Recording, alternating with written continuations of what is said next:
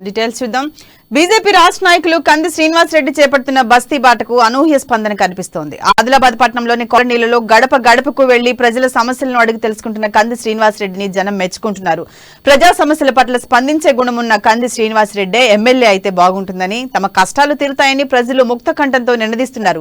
ఇలాంటి నాయకుడి అవసరం ఆదిలాబాద్ నియోజకవర్గ ప్రజలకు ఎంతైనా ఉందని జనం అంటున్నారు.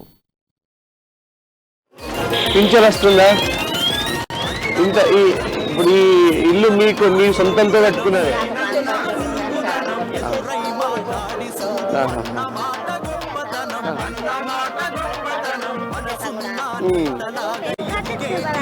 वहाँ पे सिखाते थे, कहाँ पे सिखाते थे बराबर?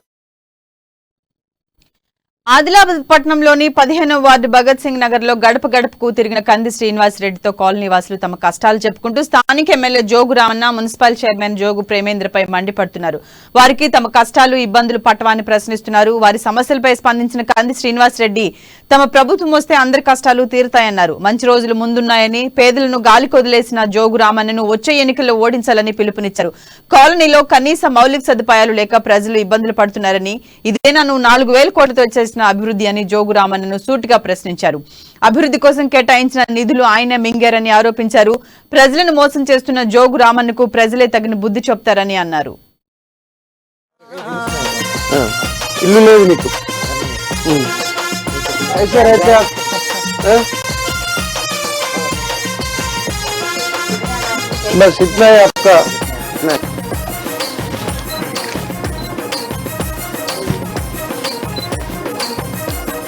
మాటలెన్నో చెప్పి మనకు మభ్య పెట్టబోడన్నా,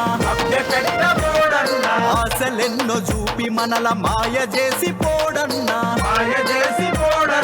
ఆశయాల సాధనకై వచ్చినాడు సీనన్నా, ప్రజల మధ్యలో మనిషి ఇక